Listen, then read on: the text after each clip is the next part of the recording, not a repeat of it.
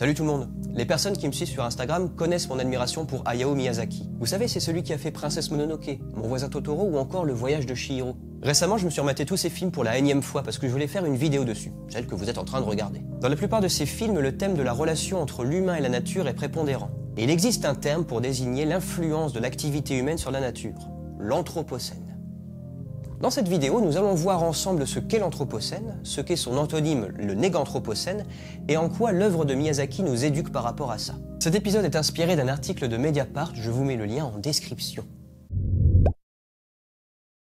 Le terme anthropocène, littéralement l'ère de l'humain, a été introduit dans les années 2000 par les scientifiques Paul Crutzen et Eugène Stourmer. Pour eux, l'activité humaine a un impact si fort que ça transforme la géologie de notre planète. Évidemment, notre environnement est en constant changement. Qu'on le veuille ou non, il subit les lois de la physique. Et l'activité humaine a toujours eu un impact sur la planète. C'est juste que là, tout va trop vite. On date le début de l'anthropocène, fin 18e, début 19e, avec la révolution industrielle. On remarque notamment la transformation des sols à l'échelle du globe, l'acidification des océans et bien évidemment la pollution. Alors attention, le terme anthropocène n'est pas tout à fait reconnu par l'ensemble de la communauté scientifique. Certains le datent plutôt à l'âge du fer, d'autres plutôt après la Seconde Guerre mondiale, une époque qu'on appelle la Grande Accélération. Pour d'autres chercheurs, comme Mellman, l'anthropocène fait plutôt référence à notre capacité à nous modifier en modifiant notre environnement par la technique. Et là, on se rapproche plus du transhumanisme. Afin de valider ou non le concept d'anthropocène, en 2009, un groupe de recherche a été constitué. Ils présentèrent le résultat au 35e congrès de géologie en 2016. Voici ce qu'ils concluent. Les effets de l'activité humaine s'exercent à l'échelle globale de la planète. Atmosphère, hydrosphère, lithosphère, biosphère, tout y passe. Si bien que les scientifiques chargés de cette étude commencent le résumé de leur article par « L'empreinte humaine sur l'environnement mondial est devenue si grande et active qu'elle rivalise avec certaines des grandes forces de la nature dans son impact sur le fonctionnement du système terrestre. » C'est pour ça qu'au fond, dater l'anthropocène ou le définir précisément, c'est pas vraiment le fond de la question. L'impact de l'activité humaine sur l'environnement arrive dans les sciences sociales et c'est devenu un véritable enjeu politique. Et quand bien même l'espèce humaine ne serait pas la seule responsable dans le dérèglement climatique, elle est la seule à pouvoir faire réellement quelque chose. Et une des solutions pour amoindrir notre impact est le néganthropocène. Pour mieux comprendre, on va faire un rapide détour chez Heidegger dans Être et temps. Dans son livre, le philosophe nomme le Dasein la manière d'être spécifique qu'a l'être humain par rapport aux autres êtres vivants. Pour mieux comprendre, vous pouvez remplacer Dasein par humain. Personne ne vous en voudra. Enfin, je crois pas. Heidegger nous dit que ce qui caractérise l'humain, c'est qu'il arrive au monde dans une situation particulière et qu'il incorpore le passé tout en ne déterminant pas son futur. Par exemple, on va à l'école, on apprend qu'avant il y avait des chevaliers, et nous on fait « d'accord, pas de problème ». Le philosophe Bernard Stiegler, dans son livre La technique et le temps, va revenir sur ce processus d'incorporation d'un passé non vécu. Le philosophe nous dit que ce processus est possible parce que nous avons la capacité de stocker notre histoire par-delà notre corps, par la technique.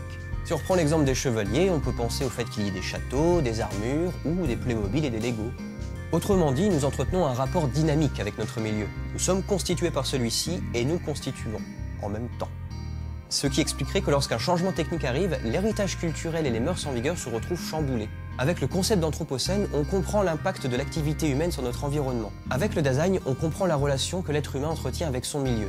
Avec Stiegler, on comprend que c'est par la technique que nous constituons notre mémoire extérieure. D'une certaine manière, notre environnement nous sert également de disque dur externe. Et c'est vrai que depuis les années 90, avec l'ère du numérique, tout va beaucoup trop vite. On n'a même pas le temps de nous adapter à notre milieu, ni même de le penser. Ce que prône Stiegler avec le néganthropocène, c'est pas un retour en arrière ou un c'était mieux avant, c'est plutôt un pas de côté.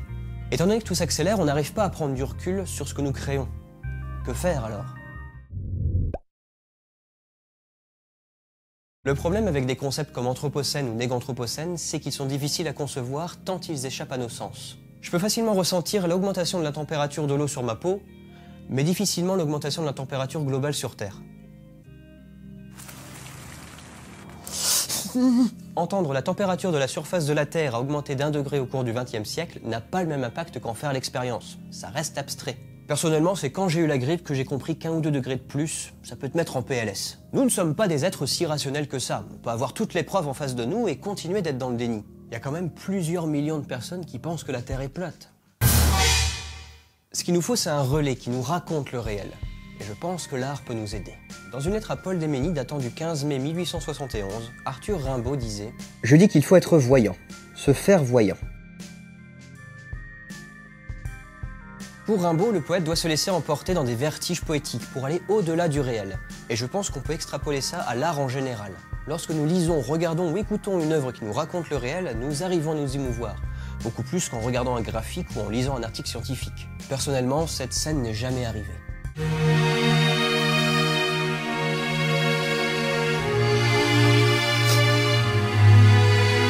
Je pense que si l'on veut tenir un discours intelligible mais qui amène à une action, un changement de comportement, il faut prendre en compte la psychologie humaine.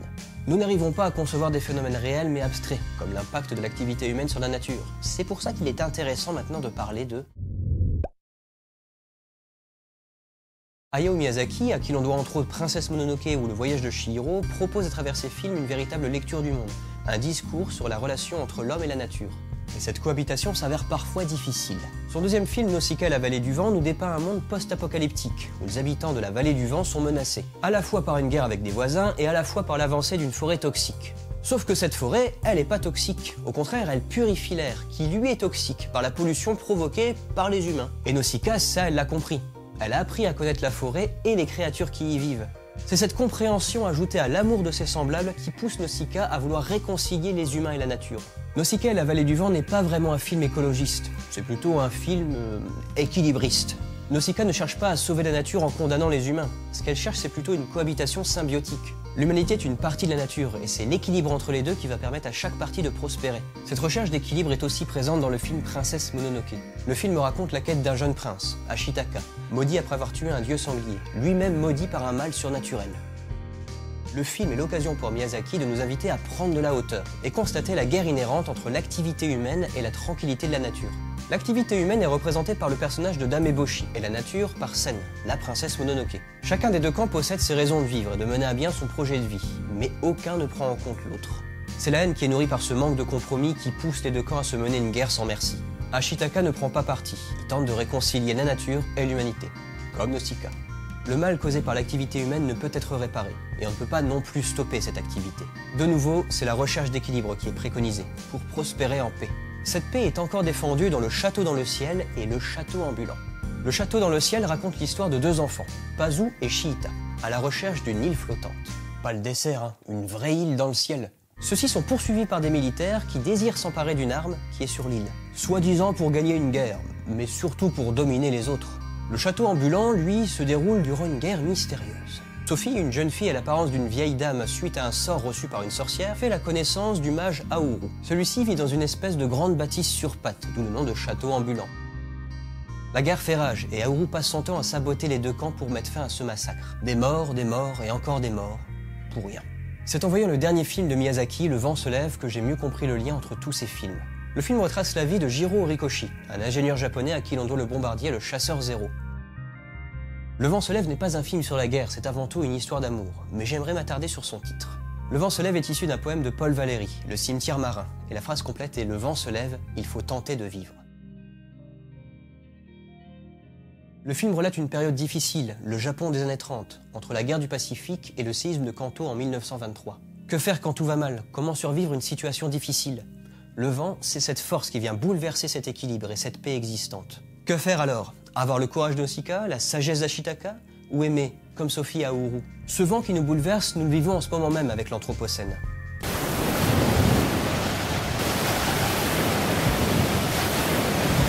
Je ne tiens pas à tenir un discours misanthrope ou moralisateur, mais les faits sont là. L'activité humaine perturbe l'équilibre du vivant et menace les conditions de possibilité d'une vie qui vaille la peine d'être vécue. La nécessité d'une éganthropocène ne tient pas de la volonté d'un monde sans humains, absent de toute activité technique. C'est la traduction d'une envie de prospérité entre humanité et nature, une reconnexion avec le monde dont nous nous sommes exclus. Le vent se lève, il faut tenter de vivre. La vidéo est terminée, j'espère qu'elle vous a plu. Si c'est le cas, je vous invite à la partager un maximum. Si ce n'est pas déjà le cas, abonnez-vous et n'oubliez pas d'activer la cloche. Vous pouvez me retrouver sur Instagram où je partage d'autres contenus, d'autres réflexions à partir de bandes dessinées, d'analyses de citations et de petites vidéos. La prochaine fois, on parlera de transhumanisme. Sur ce, bon futur!